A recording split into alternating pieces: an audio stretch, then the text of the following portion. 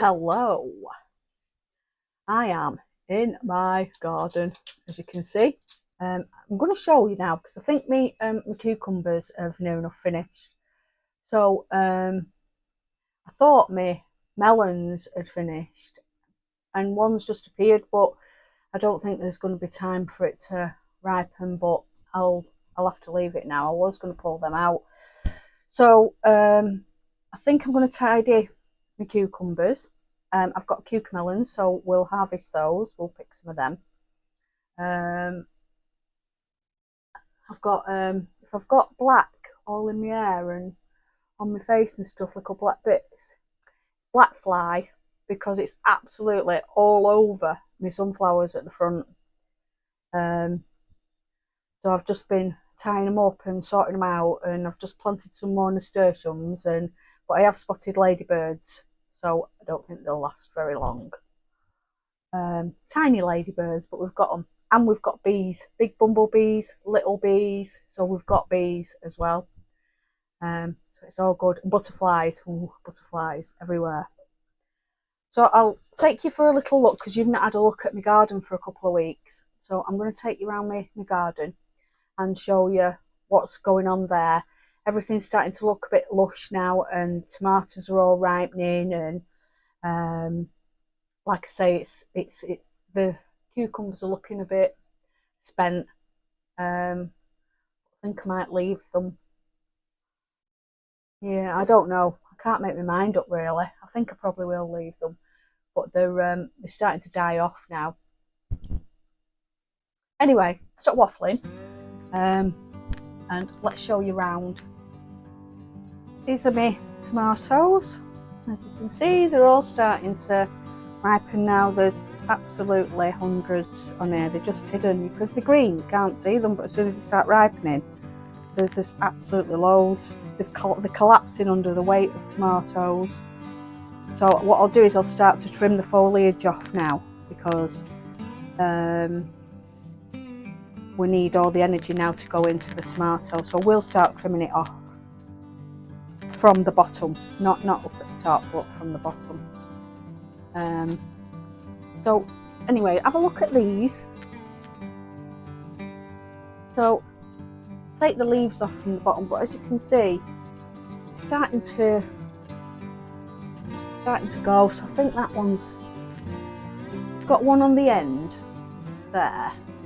That's my lemon cucumber. So it's got one on the end, and then it doesn't seem to be producing. The others don't seem to be producing anymore, even though they're flowering. So they've got a few tiny ones. So there's like one there. I think I don't really know what to do with them, to be honest. They're just like looking a bit straggly. So yeah, I think I'll leave them for now anyway. Yeah, no. And then obviously we've got the big cucumbers there, and they really need picking on at the end there. And then we've got these beauties. Look at these.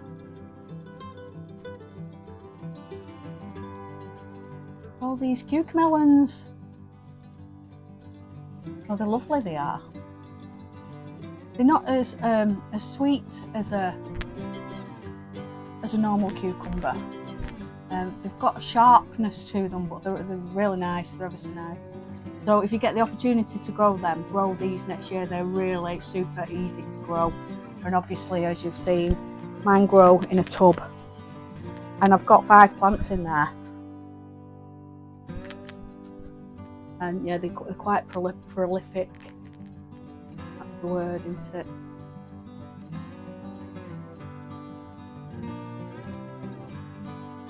And chilies are getting flowers on.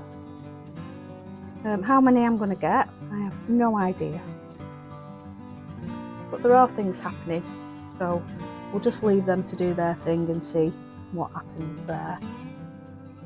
because I've only got one pepper and it's only a little dinky one. Shoots still going there. This is the third time I've trimmed them, so I think this will be it after I've trimmed these. Now I think that'll be the lot. But I use them on salads. I love them. They're so tasty. They taste like a mild pea flavour and really easy to grow. So then we're here. Look at that. It just goes on and on and on. I've got 3 there. The ones at the front are even bigger. So I'm going to say that one's probably about, I don't know, maybe about 8 foot. And still growing, it's not even formed a head yet. And there's supposed to be a multi-head variety, but I'm not seeing any more growth. But I've never grown multi-head ones before. Has anybody else grown these? They're called Kong. I'm only seeing 1 head. Those at the front ones, the sunflowers at the front, I'll show you them in a minute. They're birdseed, black sunflower birdseed. Feed the birds on the front.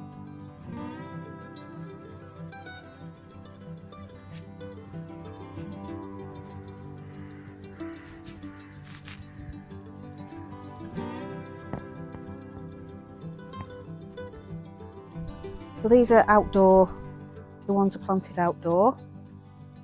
Again, there's plenty of tomatoes on there, and they're just starting to go, starting to ripen now. Plenty of lettuce in there. Keep picking it, but it still keeps going, so that's good. Now, do you remember me planting those potatoes out of that was in my cupboard that had sprouted? Well, these are those.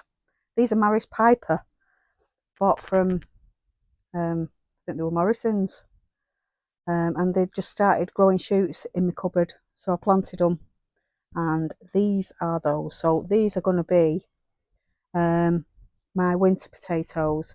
Now these were the scraggy ones that I got off the internet that I said they looked half dead, but they've started sprouting as well. So all good, isn't it?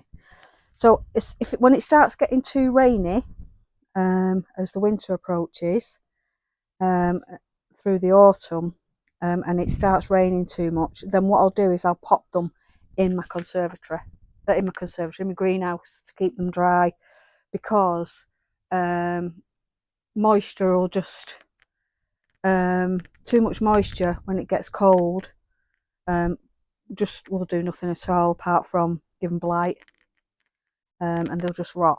So I need to keep my eye on them now. So it's easier in the spring when you're planting potatoes. You can just leave them to do their own thing. But obviously, as it gets, as the weather changes, not that we've had a summer this year, but as the weather changes and it gets colder and the climate gets a lot damper and the air gets damper and more moist, then these potatoes will have to go undercover. They can't stay outside. So that's my plan anyway. I've got 3 more bags of potatoes here, so I will be harvesting these probably in the next few days. I think they're finished, but they're still going. They got battered by the wind, do you remember? So they've not actually died off yet, but I think they're near enough done. But I'll leave them for now. These are the tomatoes that I rescued from the allotment when we had all that gale force wind and rain and hail and everything and they just looked like they were dead. And if you remember, I went down and I put them in a bin bag and I brought them home and put them in a pot. And that's where they've been ever since. And they're absolutely delightful. They've got some lovely fruit on them. See, they're quite big. These are Crimson Crush. They're an outdoor variety. Well, they're a blight resistant variety.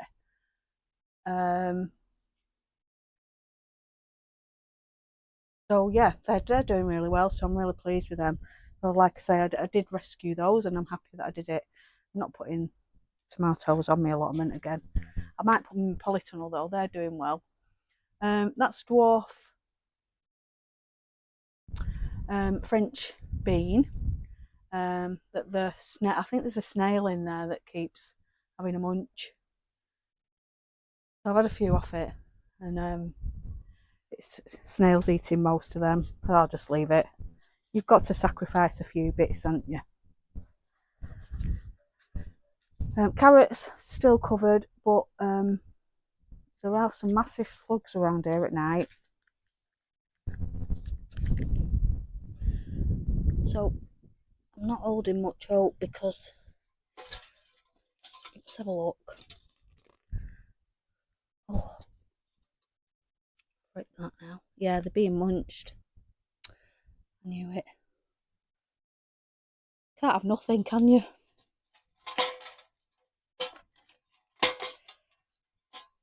I'll sort them out after. And that did have veg in it. There's a few onions in there, and now it's just full of nasturtiums because the veg has all been eaten by slugs.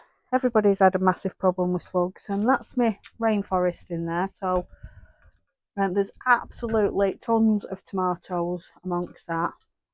But I have been cutting, if you can see at the bottom there, I've been cutting the foliage back. So there, if you can see in there, we've got absolutely tons of tomatoes. And I have been stripping the foliage back now from the bottom upwards, so that the tomatoes can get lots of air to them. But I think I've just gone overboard this year. I've just gone a bit too silly. So next year I'm not going to do the 2 lots. I've put eggshells in. You're supposed to powder them, but I haven't done. That's a calcium to stop blossom end rot. But yeah, so next year I'm not doing as many plants in here, and I've got some coffee bean sacks, so I'm actually going to grow them in there. But yeah, I'm quite pleased. But it's been hard work in here. I've made myself too much work for myself, so I'm not doing it next year. I've got the purple beans going on there, so they need harvesting. They're getting quite big, those. And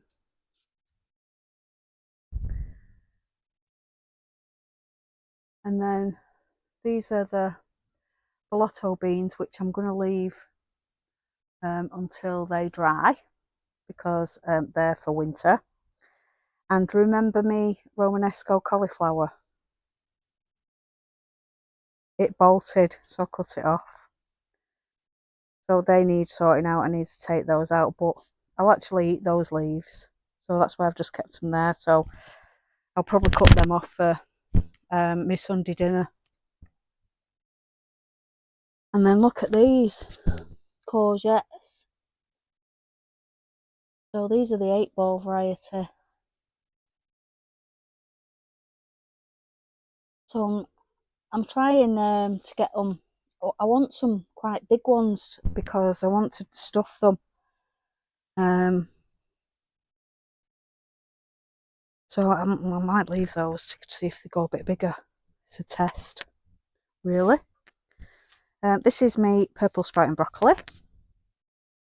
That will be transferred to that corner where the sunflowers are in the winter, when all the butterflies have disappeared. And I've got, if you can see there, got sprouts growing, little sprouts in there, in between the little leaves. I think they've got allium leaf miner. They look a bit. Yeah, they look like they've got a bug in them, although they haven't. Others haven't. Oh, yeah, they do look like it. Never mind. You win some, you lose some. We've lost a lot this year, though, haven't we?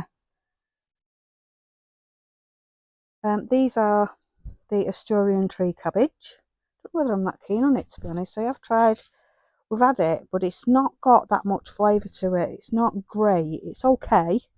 It's alright in stews, but it's not that tasty. So obviously I've got it now, but I'm not growing any more, I don't think. Yeah, I think the lettuce is bolted. Mint still coming on great there. What else? Cavolo Nero with a Spidey in the middle there. That's still going. Chickpeas. Oh, if you can see, little pods there. So you don't get much on them neither, so I'm not growing them again neither, but the flowers are pretty. That's another tree cabbage. I grew way too many of them. These need to be pulled up. I need to sort this out really. I've just left it and it needs sorting out. Carrots. These are my little carrots here. Should we pull one up? Oh, yay! Isn't that lovely? I'll pull a few of those and I'll do, I'm going to make a lasagna, so I'll pull a few of them up. Yes. So I'm going to make a lasagna. So let's take you in my kitchen. And then I'll show you what I do, because I'm going to use some courgettes. And everybody always thinks I've got a million courgettes, what am I going to do with them? So I'll show you a recipe with courgettes in. So I'll pick a few more carrots, and then and I'll get all my stuff together, and I'll do my lasagna so that you can see how I do it. And it's you can make it with or without meat. I'm going to do mine with steak mince, but if you don't eat meat, because we don't always eat meat, if you don't eat meat, then you can quite happily take that meat out and do it without the meat exactly the same. So let me show you that. Right, so here's my veg. And I've got some courgettes. These are from the allotment, they're not from that garden. That feels a bit soft. I'll throw that one away, it's going a bit soft.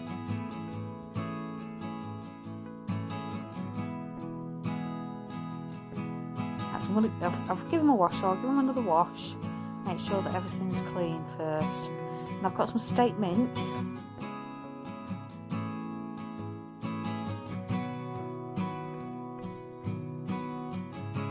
I use passata and tomato puree, and it's a bit of sea salt and black pepper. I've got some oregano. That's out of my garden. So we'll just take the leaves off. We don't use the stalk, so we'll just take all the leaves off for that.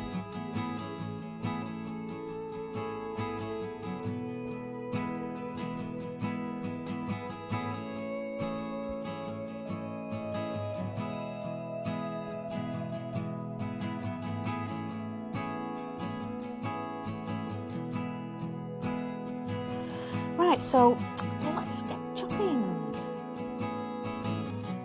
So I'm just going to chop my onions. So we'll just chop them up into small pieces.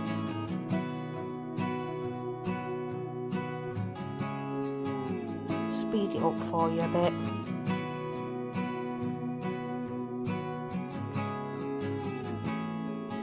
So these are my onions off my allotment, that's why they're little, they're not very big. My garlic as well, I'm using my own garlic, which are little garlics. So we'll chop all the onions and the garlic up, and we'll pop that in a frying pan with a little bit of oil.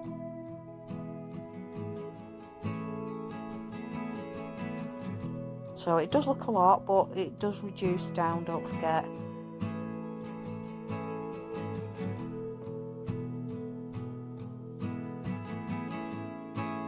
I'll pop that on to fry, and then whilst they're softening, I'll chop up the oregano. I'll just put that to one side for a minute.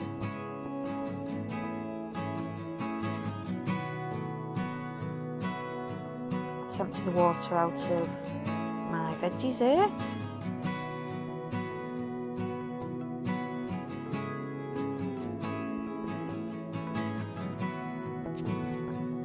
Right, so I've got a grater, just, you know, the big side of a grater, or just your standard grater, and I'm just going to grate all my courgettes now, so they'll all be grated.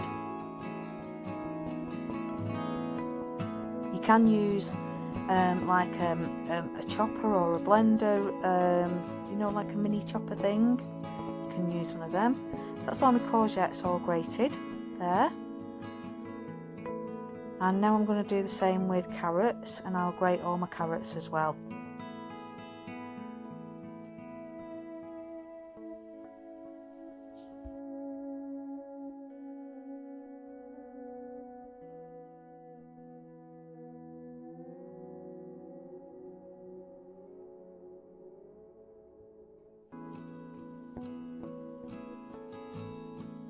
Now all my onions have gone soft now, so they've softened up. So I'm going to put my mince in now, so I'll put my mince steak in. If you're going to do the vegetarian recipe, then you miss this bit out. You don't need to do the mince part.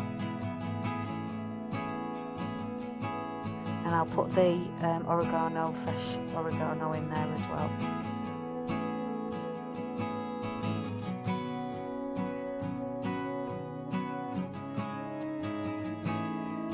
So as soon as your mince is all browned, then you don't have to squeeze all the water out or anything like that.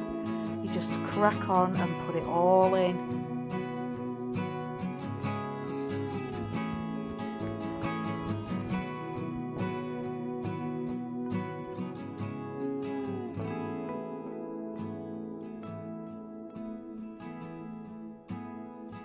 Then mix it all together, give it a good mix.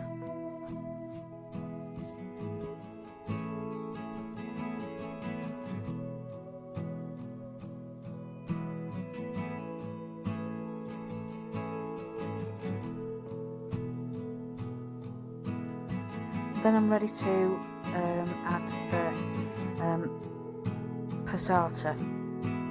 Passata's like if you've not heard of it before, it's like a liquidized tomato, so you haven't got lumps in it, it's more smooth.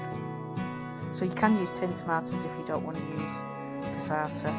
Then we're going to season it to taste, so I put salt and pepper in. So obviously to your taste, not mine. And then I'm going to put some tomato puree in. This will create like a thicker sauce. It won't be as liquidy then, it won't be as watery. Don't forget you're using a lot of, if you're using vegetables then it is watery. I'm using here the dried lasagna sheets pasta. You don't need to soak these, so don't think that you need to start faffing about and soaking them till they go soft in boiling water. I use them dry, this is how I do it. So mixes all my ragu sauce now is all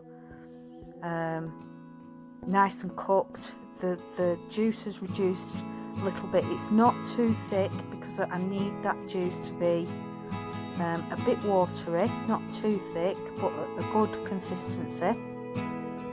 So I'm putting a little bit on the bottom of the dish, and then I'm going to put my dried lasagna sheets on top of that. So it's only a little thin layer on the bottom, and then I'll start layering my lasagna sheets on top.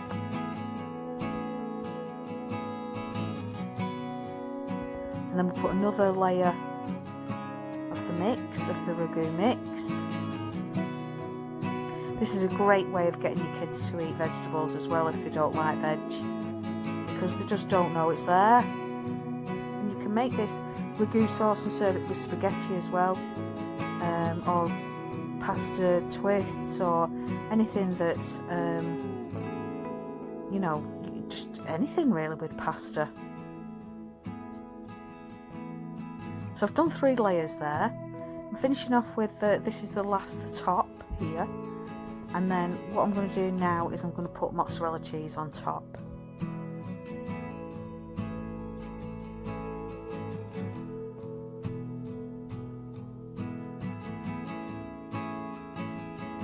And then I'm going to cover it with foil. Now the reason I'm covering it with foil is to stop the mozzarella cheese from burning. So that's it out of the oven, 45 minutes on about 160 degrees in your oven. Mine's a fan oven, by the way.